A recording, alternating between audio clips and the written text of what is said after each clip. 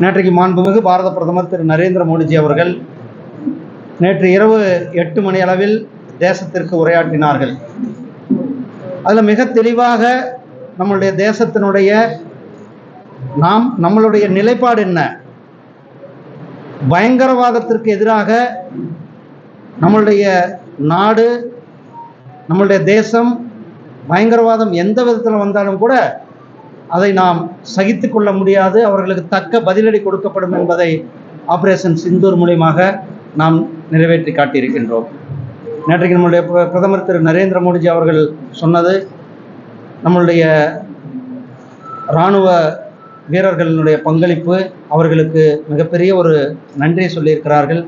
தமிழக மக்கள் சார்பில், தூத்துக்குடி மக்கள் சார்பில் நம்முடைய இராணுவ வீரர்களுக்கு நாம் ஒரு மிகப்பெரிய பாராட்டுகளையும் நன்றிகளையும் சொல்லுவதற்கு கடமைப்பட்டிருக்கிறோம்.